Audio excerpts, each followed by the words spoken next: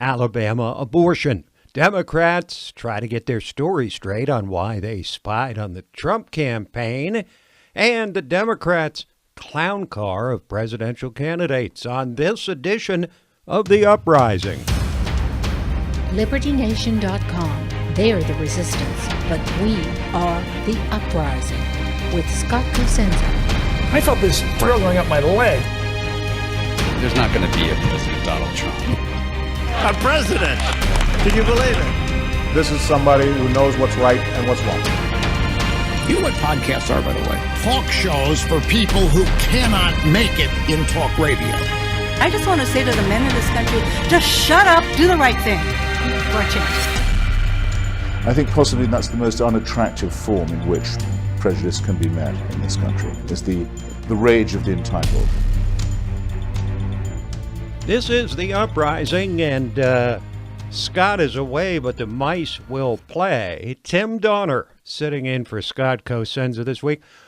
I'm also known as, in Scott's words, the immediate past co-host of The Uprising, but given the onerous and gigantic responsibility of becoming the Joe Biden for president correspondent for The Uprising, I had to relinquish my duties as a co-host, along with almost all other duties in my life, because of the enormity of the task of putting Joe Biden in perspective every single week. But in any case, I've been liberated from the bondage of slave driver Scott Cosenza and his assignment to me to become a Joe Biden correspondent.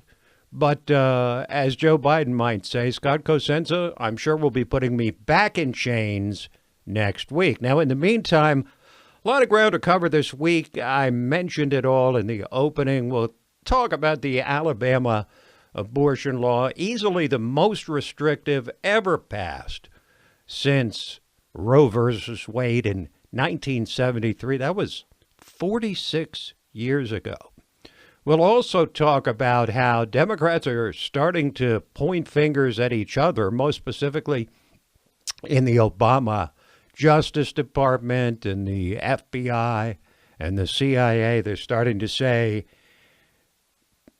it was him, not me. I didn't do it.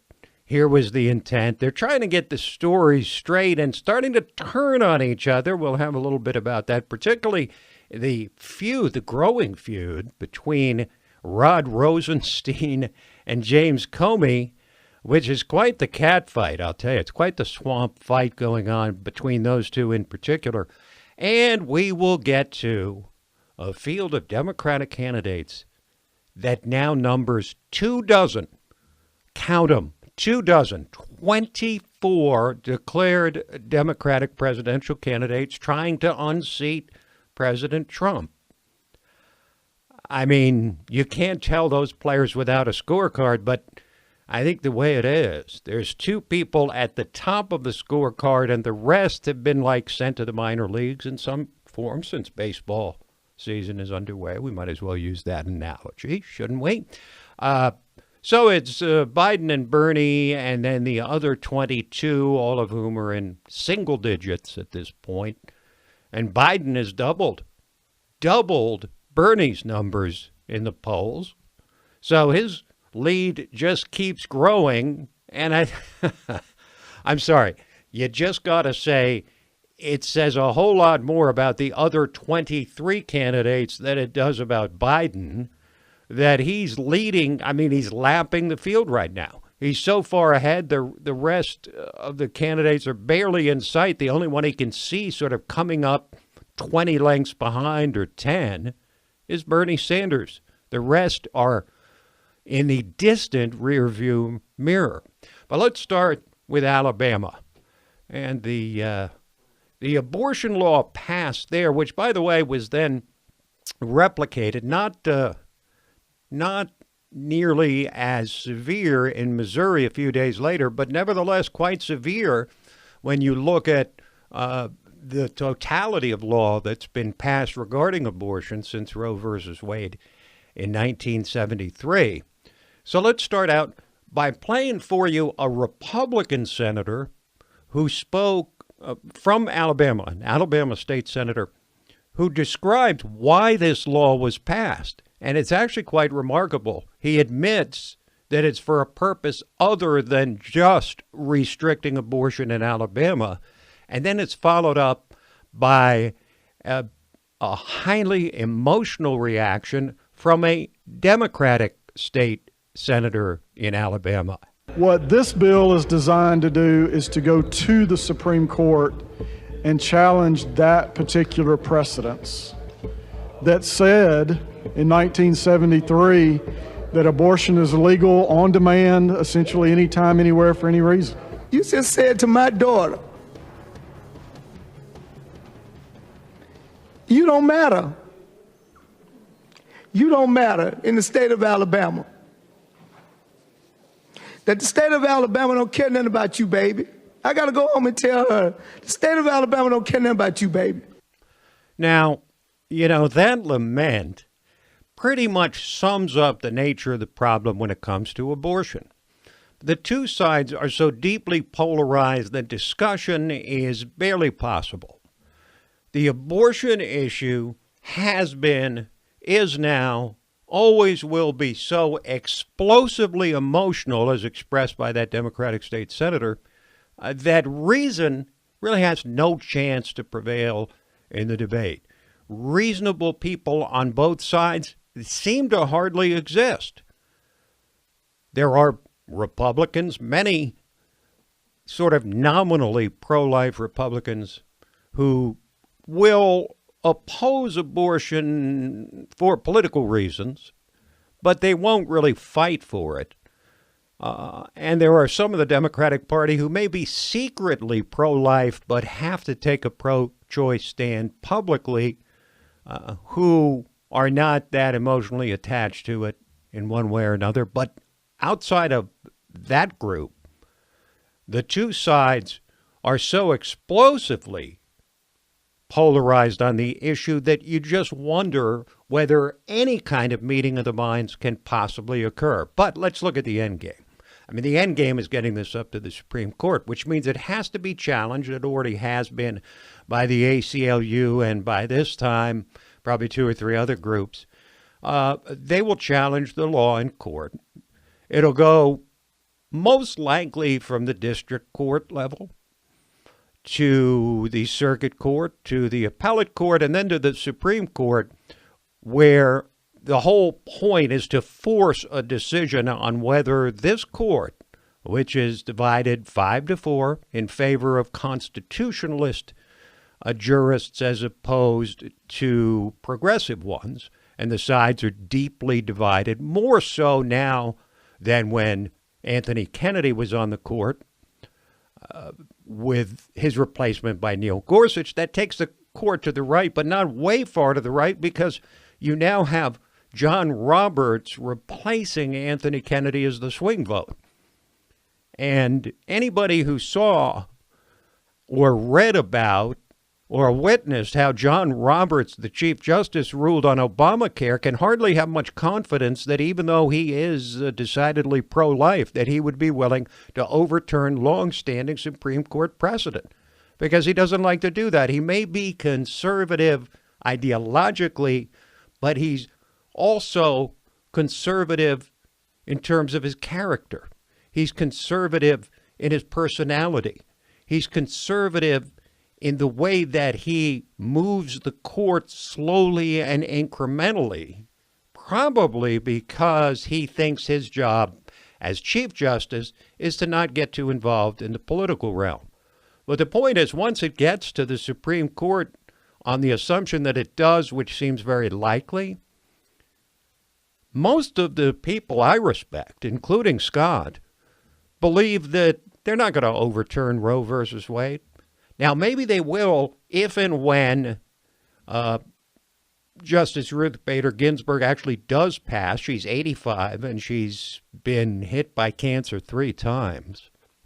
Even when she dies and is replaced by yet another constitutionalist justice named by Trump, assuming that it happens while he's still president in the next 2 or 6 years, then you're talking about a 6-3 constitutional majority. Then it would seem certain that Roe versus Wade would be overturned, or it would be probably very likely. But with this slim 5-4 majority and the hesitancy of this court to make, shall we say, revolutionary type decisions, I think it makes sense to say that it's less than a 50-50 shot that this Supreme Court would overturn Roe versus Wade. But who knows? We don't really know for sure, but we will find out soon enough, won't we? Now, the Democrats are having enough trouble trying to figure out which of their now 24 candidates would stand the best chance of defeating President Trump. Now, of course, the conventional wisdom is that it would be Joe Biden. He's way ahead. I mean, he's way ahead among the professional Democrats and apparently among rank-and-file Democrats, all of whom, let's be clear, there's a lot of progressive talk going on, and we'll talk more about it. But let's be clear that most Democrats are interested in one thing: a candidate who can beat Donald Trump, even if he doesn't pass every ideological litmus test. If they didn't feel that way, I mean, there'd be something wrong with them, honestly. I mean, you got to pick someone who can win. If they can't win, what's the point? I mean, in 1972, and I've drawn this analogy many times, the analogy, and I just did as a matter of fact, a 5 facts video for LibertyNation.com to this effect, that the 1960s and 2010s are really similar in the sense that the response from the left to the radicalization of America, the increasing radicalization of the Democrat Party and of the left in response to Donald Trump, is very similar to when the Democrats came off a loss to Richard Nixon in 1968 that was devastating to them. They detested Richard Nixon with every fiber of their being, and their response was to turn to the most liberal presidential nominee in American history, George McGovern, in 1972. The result? Nixon won 49 states. McGovern won 1 state.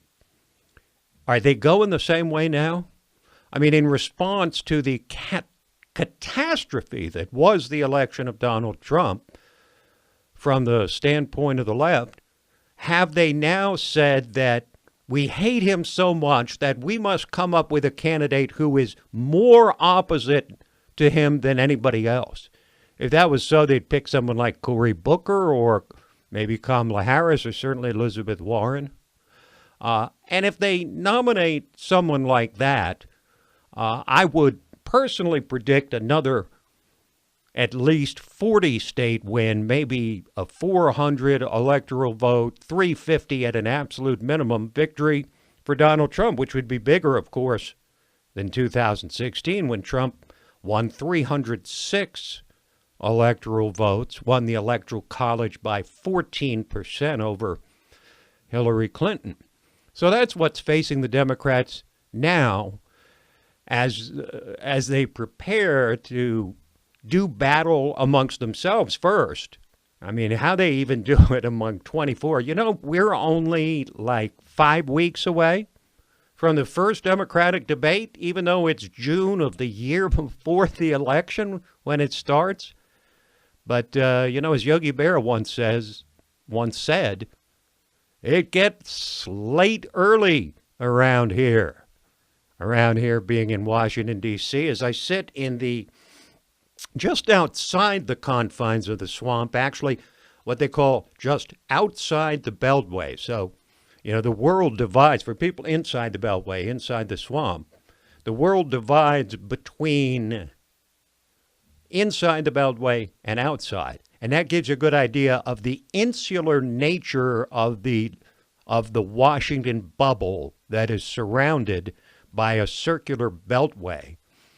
And then there's the rest, the outside world. You remember that poster, the New Yorker's view of the world, where they had, the Manhattan skyline large, and then they had like a brown spot for New Jersey, and then you go west and there's a couple of cactus over mountain states and Arizona, stuff like that. And then, of course, a little blip for Chicago and a little bit on the West Coast.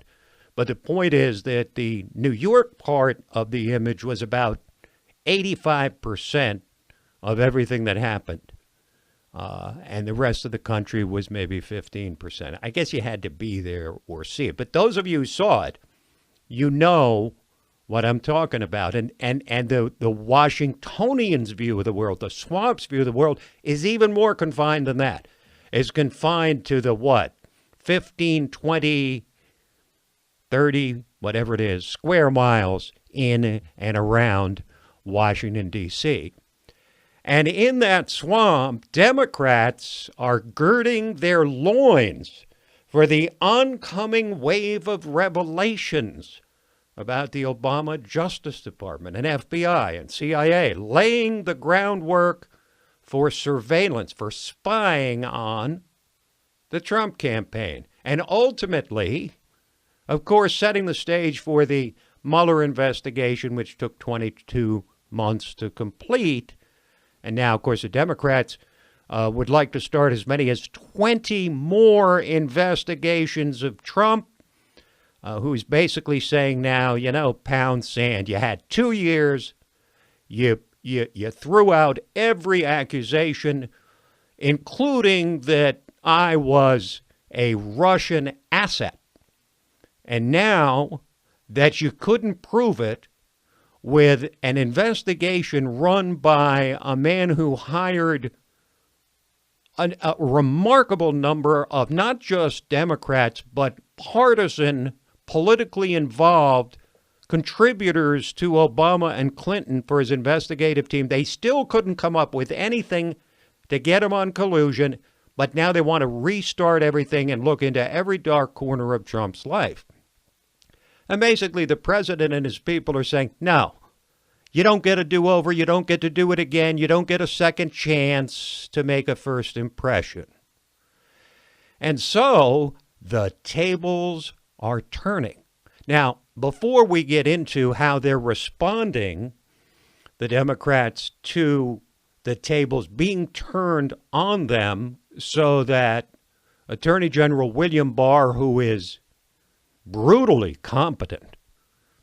I mean, they may be scared of him. They may be trying to demonize him. They're doing all of that. They're calling him a Trump lackey. They're calling him dishonest. Some are saying he should go to jail. Forget all that. That's a whole bunch of hot air. What they really do is that they fear William Barr because he's so good at what he does.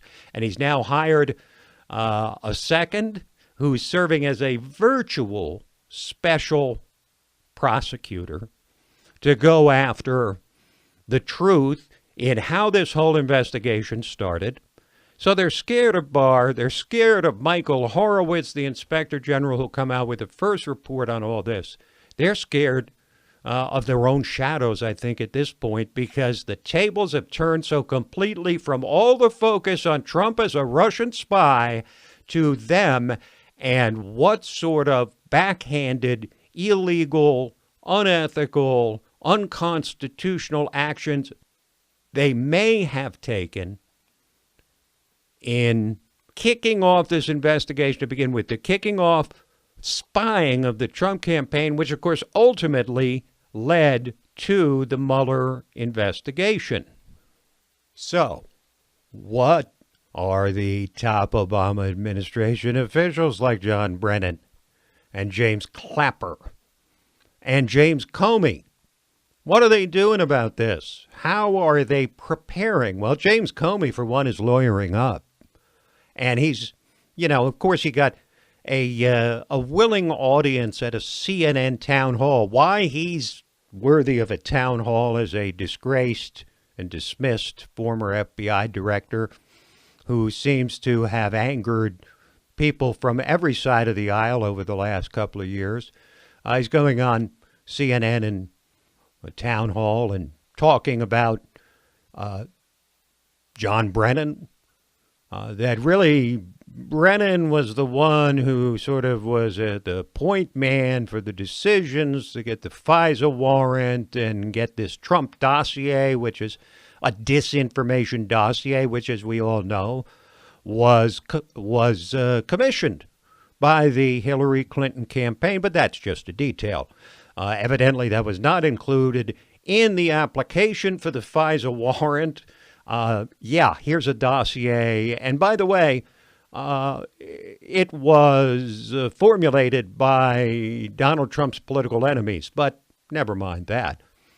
But among the other people that Comey attacked was Rod Rosenstein, who he defended a year ago because he's the one who, ultimately decided to hire special counsel Bob Mueller. He's the one who made the decision that there would be a special counsel investigation. So Comey defended him. But now, a year later, he's saying that Rosenstein didn't have the strength or the character to stand up to Trump. And Rod Rosenstein did not take altogether too kindly to that. Now the former director seems to be acting as a partisan pundit, selling books and earning speaking fees while speculating about the strength of my character and the fate of my immortal soul. I kid you not. That is disappointing. James Comey on the fate of Rod Rosenstein's immortal soul. This is what it's come to. This is the kind of positioning and posturing and finger pointing and protecting of one's rear end that is going on now in advance of the impending revelations. And there's going to be a wave of them, because we're going to get a report from the Inspector General Michael Horowitz first, most likely, because he's been working on it for some time now. And he doesn't, though, have the authority to recommend prosecution. He doesn't have the capacity or the authority to refer a criminal prosecution.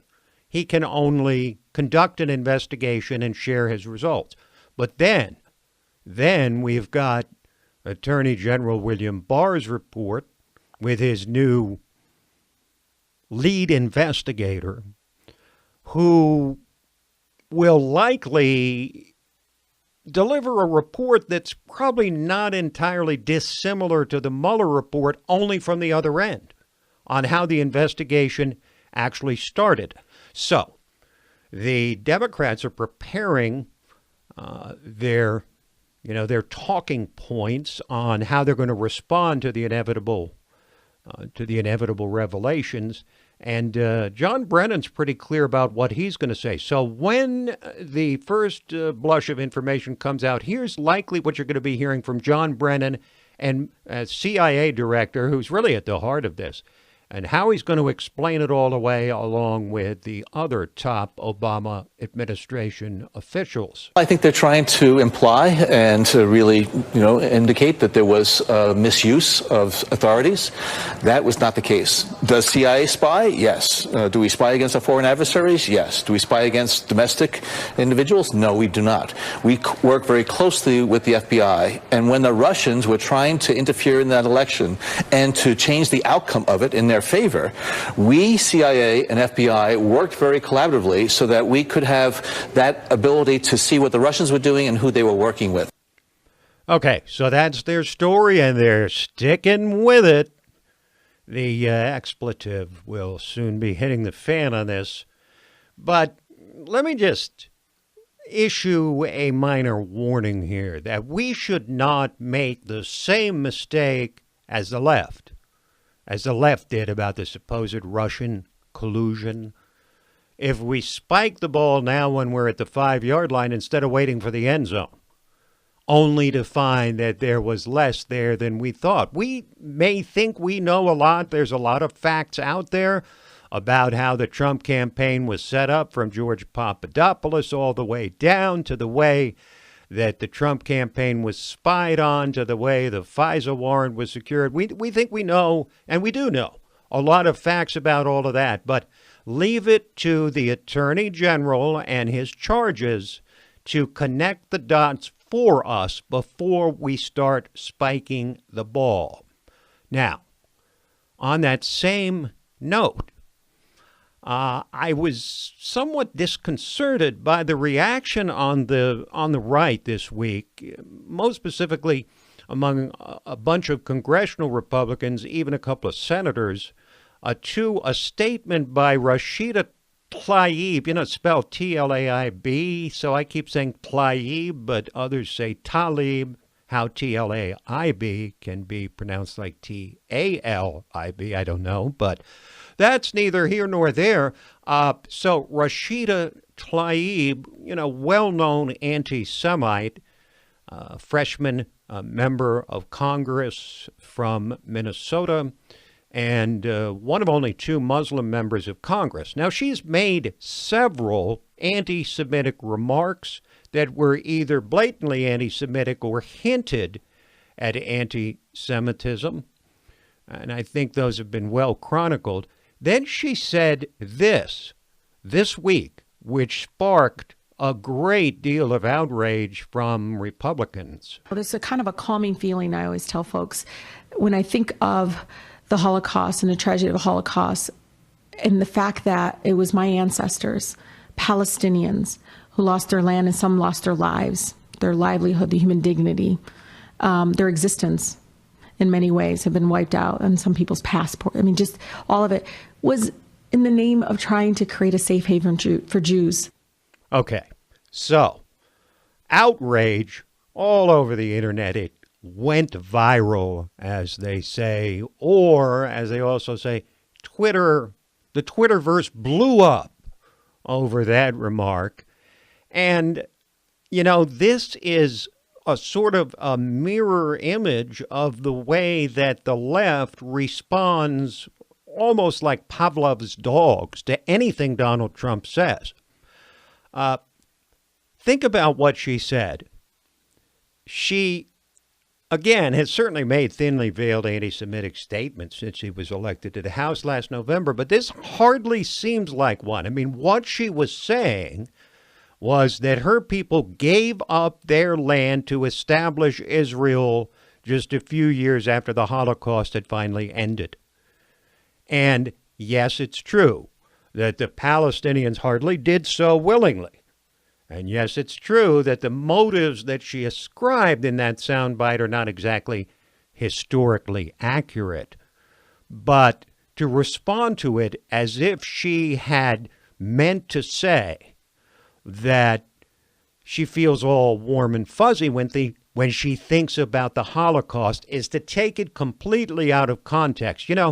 If you cry wolf too often, people stop listening, which is why most Americans aren't really paying attention to the repeated savaging of Donald Trump day after day by every Democrat and every mainstream media outlet, from the New York Times, Washington Post, LA Times, MSNBC, CNN, ABC, CBS, NBC, the players without a scorecard. They just don't pay any attention anymore because everything Donald Trump does is an outrage. He's a racist every day. He's a Nazi a couple of days of the week. He is evil and he is stupid and he's a buffoon, and yet he masterminded a plot to win the presidency illegitimately. I mean, they believe all these things at the same time. There's no coherence to it other than the fact that they were basically driven insane by the election of Donald Trump and have yet to recover. In fact, I don't know that they've really gone much beyond maybe the second stage of grief. I'm not sure. I think the first. I think they're still on the longest river in Egypt, denial. But let's get now, because, boy, we've waited too long. It's a guilty pleasure, honestly, to be able to talk about the Democrats' field of candidates. It's now up to 24 candidates. Yes, folks, a full 24 candidates running for president under the Democratic banner. And it's really hard to believe that a lot of these candidates aren't, running on some obscure third party that nobody ever heard of, or some independent trying to make some kind of a statement, because the positions they take are so radically out of the mainstream. So many of their positions, from the Green New Deal to reparations for the descendants of slaves to Medicare for all to giving 16-year-olds the vote to, let's see, what else? Oh, yeah, we're going to get rid of the Electoral College as well. And that's just, for starters, there's plenty of other buttes in there too. But the field increasing to 24 this week. Let's start with the newest candidates of all. One of them is a long-standing Trump enemy, probably the most well-known, if not powerful, mayor by virtue of his position, the mayor of New York City, Bill de Blasio, who's entered the race touting his anti-Trump bona fides. Now, let's play just a snippet of his announcement video, and then followed by a commentator on CNN, of all places, John Avlon, pointing out that in New York City itself, the people who are actually governed by Bill de Blasio widely view him as not just incompetent, but also lazy. There's plenty of money in this world. There's plenty of money in this country. It's just in the wrong hands. I'm a New Yorker. I've known Trump's a bully for a long time. This is not news to me or anyone else here. And I know how to take him on. Donald Trump must be stopped. I've beaten him before, and I will do it again. I'm Bill de Blasio, and I'm running for president because it's time we put working people first. One of the big problems with Bill de Blasio is he is not showing up to work. He comes in late. He doesn't come in at all. He seems utterly disinterested in the job of running America's largest big city. Again, this is somebody who has been underwater often in the polls in a city that's 6-1 Democrat. Doesn't want to go to work in New York as mayor, but he would work for the people when he enters the White House. Now, all of that aside, I want to point back to the first thing that de Blasio said in that soundbite. There's plenty of money in this world. It's just in the wrong hands. Now, you want to talk about frightening. This guy, like so many other leftists, at least admits in this case that he would play God in determining who does and who does not deserve to have money. Think about it. Think about the nakedness of that statement. Now, to give you just another little snippet, for those of you, and I'm presuming that most of you, if not all of you, or many of you, something like that, don't really watch or listen to MSNBC. If you do, then what you hear coming up won't surprise you. But if you don't, I wanted to give you just a brief window, ever so brief, window into MSNBC. And this is all you need to hear about the kind of thing that the MSNBC audience is bombarded with day after day after day. This is longtime New York operator and Trump enemy Donnie Deutsch talking about, on MSNBC, about Trump taking action against illegal immigrants. Think about that our country now, and the commander-in-chief authorized ICE military police to literally go to the streets in 10 cities across this country, including New York where we are, and storm and show up and grab families and children. We're going to scary places, guys, that always happen in other parts of the world and are happening here. They are running just like the Jews ran from the Nazis. Okay, see, they can't stop with the Trump is a Nazi, Trump is as Hitler thing. And I think what they don't realize is that when you keep saying that day after day, because he rounded up some illegal immigrants who aren't supposed to be in the country to begin with, who were breaking the law by being here, who are part of a growing crop of illegal immigrants that numbers anywhere from 11 to 22 million by a couple of estimates in the country. You do that, and now you're Adolf Hitler reincarnate. And this is what MSNBC is running out there, this stuff, every single day. Just saying. Just giving you a little breath of what MSNBC is running out day after day after day. As I said, okay, now, the Democratic field. Let's get to that before this thing ends. I'm thinking now maybe now that it's an even 24 candidates in the Democratic field for president, that we could call them the Dirty Dozens. But whether we do or not, it's every day more closely resembling a clown car, the Democratic field of truly, unimpressive candidates. 24 of them. 2 more this week, one of them, Bill de Blasio, as we said, who's the most high-profile mayor in America, probably. And then one of the most low-profile governors in the nation, Steve Bullock of Montana.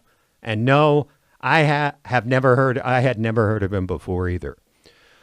They both announced this week, and you want to get an idea of the vacuousness of so many in this Democratic field.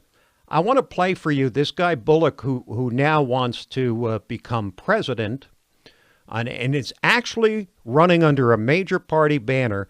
Okay, he had a town hall this week, and a woman came forward to ask, like, the most basic question you could ask of a governor. Yes, ma'am. What have you been proudest to achieve as governor?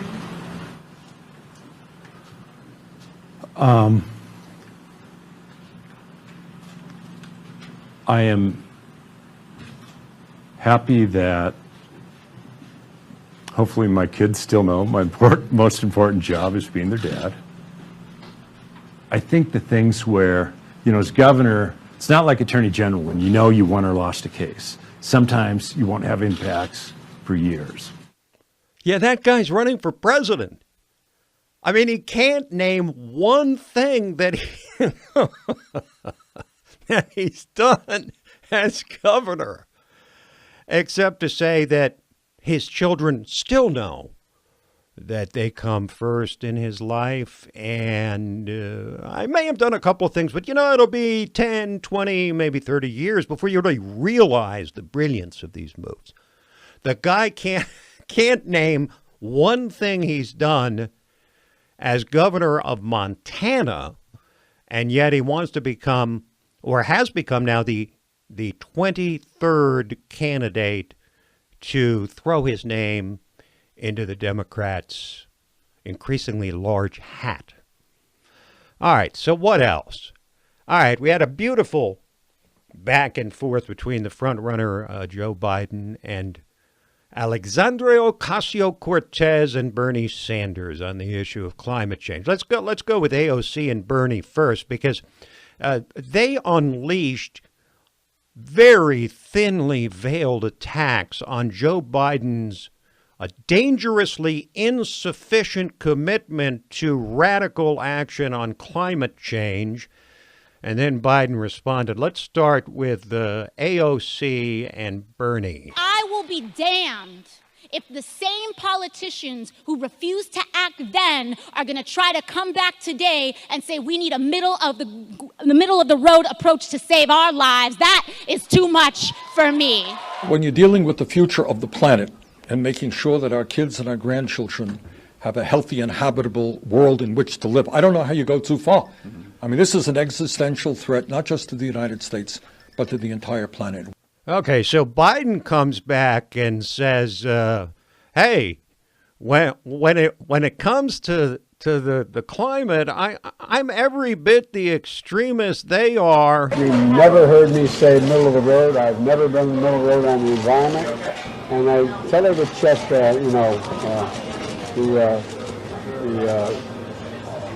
statements that I made and look at my record. She'll find that nobody has been more consistent about taking on the environment and a green revolution than I have. Okay, says all the words after stumbling, of course, and taking about 10 seconds to say what should have taken 2 or 3. But never mind that. The fact is, he's still lapping the field. Think about that. Joe Biden is laying waste to 23 other candidates in the Democrat field. I mean, look, we make a joke out of him and call him a buffoon and all this and have some fun with it.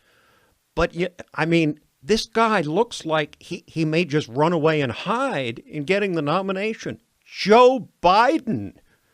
I know. It's incredible to me, too. I mean, he's polling in the 30s. Bernie Sanders is in the teens. He's the only other candidate in double digits. All the rest of them, a booty judge, as we're required to call him on this show, and Pocahontas, and Cory Booker, he's completely off the radar. But all of them are down in single digits. Kamala Harris is nowhere. None of them are anywhere except Biden and then Bernie holding on and carrying the progressive mantle. So the amount of roadkill on the Democratic side grows with each passing week. Let me give you a name you might not even remember. Beto, don't call me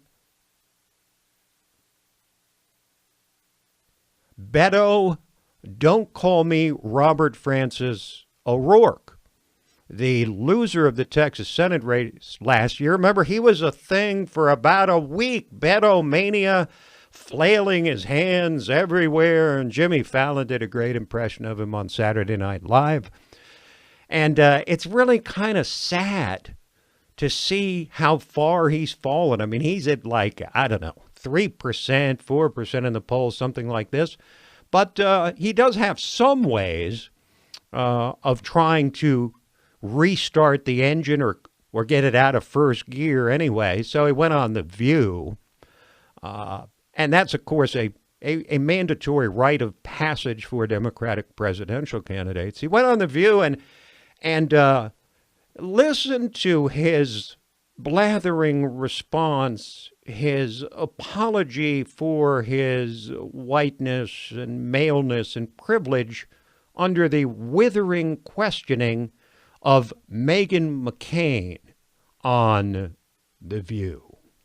You did a Vanity Fair cover to announce your campaign, and you said you were, quote, born to be in it, and you said you, quote, sometimes help raise your kids. These are things in my mind that a female candidate wouldn't be able to get away with. Do you have any regrets about launching on the cover of Vanity Fair? You're right. There are things that I have been privileged to do in my life that others cannot. And I think the more that I travel and listen to people and learn from them, the clearer that becomes to me. When you have 10 times the wealth in white America than you do in black America, the systematic foundational discrimination that we have in this country, in every aspect of life, is something that I have not experienced. I mean, this guy is basically renouncing everything about himself, his life, his upbringing, his culture. I mean, he's willing to just throw it all away and say, yeah, I feel guilty, and I had all this white privilege. It's just, I don't think the voters respond well to that. How about something like, yeah, I have had white privilege, and I think the test is not whether I've had the white privilege, but what did I do with it? What did I do with the privileges that I was blessed with in being born in this country? I mean, he could have said, I ran for Congress, and I served 3 terms, as he did. And I helped advance this issue or that issue. Or I did things charitably, or did things in my community, or, I helped old ladies across the street. I mean, I don't care what it is. But why not say, Yeah, I have had privilege. I'm very, very blessed. But I think the question is, what did I do with the privilege, and then go from there. But instead, she's just cloying and pandering and apologizing. Oh, it's just painful to watch. I mean, it really is. And talk about painful. Oh, poor old Pocahontas. I mean, her candidacy, her numbers have dropped like a rock since she got into the race. I mean, she got in, she's like 15%, maybe something like that. She's now down at, what, 7, 8, something like that in the polls. You can't even keep track of the numbers. But she thought, Senator Elizabeth Warren thought that she could curry a lot of favor with the far left of her party and give herself a little sort of jump ahead in this 24-person presidential field by publicly refusing to accept an invitation to go on a town hall on the evil Fox News, figuring that the left would applaud her and say, good for you for not going on that, state-run pro-Trump media or whatever they call it. But, poor old Pocahontas can't win for losing because the goddesses of the View, again, that rite of passage for all Democratic presidential candidates, actually criticized her for not going on Fox News. I think that it's being very dismissive of so many Americans for her not to go on Fox News. Fox News was the top basic cable network in April. It finished in 2018 as the most watched basic cable network for the third consecutive year among both primetime and total day viewers. I think there are a lot of real journalists there, like Chris Wallace, like Shep Smith. And I think if you want to be the president of the United States for everyone, then you need to speak to everyone. I kind of agree. Yeah, and you know what? If you can't face the Fox audience, you can't face the U.S. It's that simple. Whoopi does have a way. Whoopi Goldberg does have a way of sort of presenting something in an entertaining and nitty-gritty kind of way. I mean, she's a leftist. She's a hard leftist, but she's a good entertainer. And she's pretty good on that show, which, unfortunately, I'm forced to watch because I have to pick out sound bites from it. So I never watched the whole thing. But, since so many people do, I almost apologize for using stuff from that show, that, daytime chat-up show for people that are home and have nothing better to do, I guess. But other people watch it, so we have to cover it. And we're going to close with one more from The View, and this is, again, Whoopi Goldberg kind of at her best. And she's talking about yet another obscure Democrat presidential candidate, but this is one who, well, put it this way. The average American looking at this field, they're like, they know Biden, they probably know Bernie Sanders, they might know a couple of the others, but they don't know people like John Hickenlooper, the governor of Colorado. I mean, they don't know anything about most of these candidates. I mean, I could go down the list of names. Jay Inslee, for example. Has anybody ever heard of him?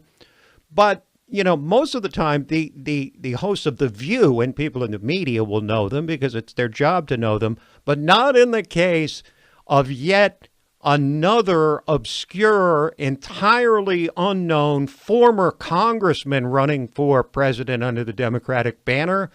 And The View, well, they said, you better get your act together. She rejected the network as a hate-for-profit racket, but fellow Democratic candidate John Delaney said he'd take the airtime if she didn't want it. Now, is he running? I don't know who he is. Who is he? Oh, I don't know. Who is it? That's what John Delaney. That's why he wants to be on, so somebody will know. We don't know who you are. He's running. Okay. Well, you got to do a better job getting that message out there because none of us knew you were running for president, bro, and this is our job. So if we don't know you, you know they don't know you. Yeah, that's it. If we don't know you, you know that they don't know you. They being everyone else outside The View.